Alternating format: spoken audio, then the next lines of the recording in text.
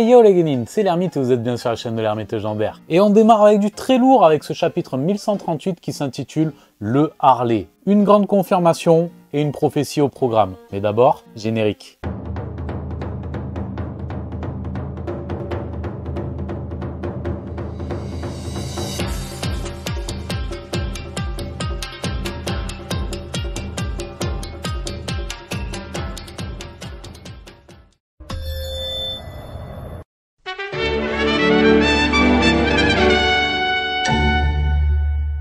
Cette semaine, l'illustration du maître nous dévoile un visage familier en la personne de Wuzu, l'adversaire de Jinbei dans l'arc Onigashima. Il semblerait que cette planque soit la sienne. Aurait-il encore un rôle à jouer dans l'histoire ? On démarre avec ce pauvre Loki qui agonise après avoir été passé à tabac. Ce dernier fait remarquer que Saint Shamrock ressemble beaucoup trop au roux.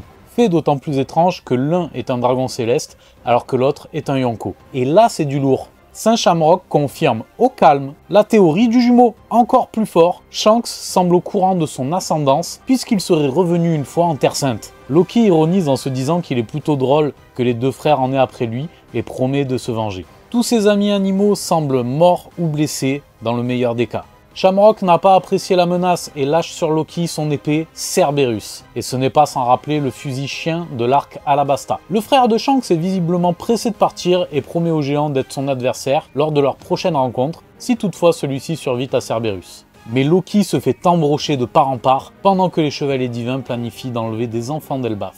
Ma main a coupé que dans l'eau, il y aura le fils de Ripley. Shamrock conclut en disant à Junko d'appeler du renfort. Retour au château de Whist. Les géants que Luffy a trouvés au chapitre précédent étaient en fait les gardes assommés par Junko. Ces derniers assurent à Luffy et compagnie qu'ils ont été attaqués par Shanks. En même temps, la ressemblance est frappante. Luffy refuse d'y croire et envisage que Shanks est un frère. Il est pas si con quand il veut, hein. Il précise qu'il ne sait rien de la famille du roux, si ce n'est qu'il a été élevé sur l'Oro Jackson et que les pirates de Roger sont donc sa famille, excepté Baggy.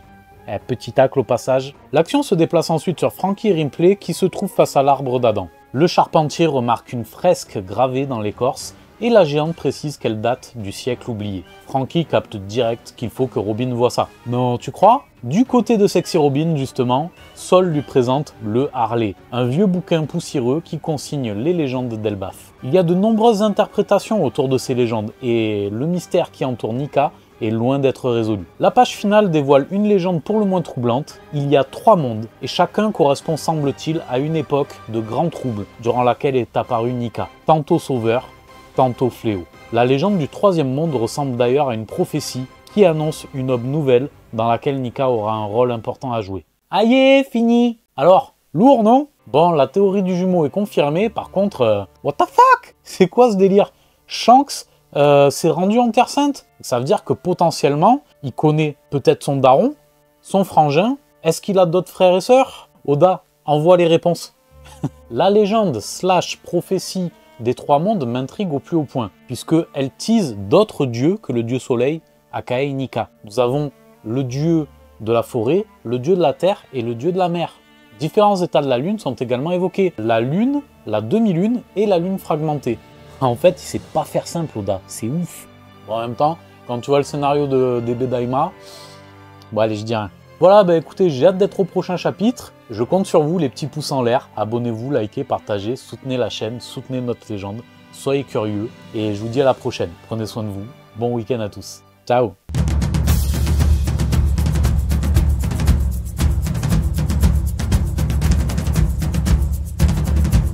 Tu t'es abonné? Tu t'es pas abonné? Abonne-toi!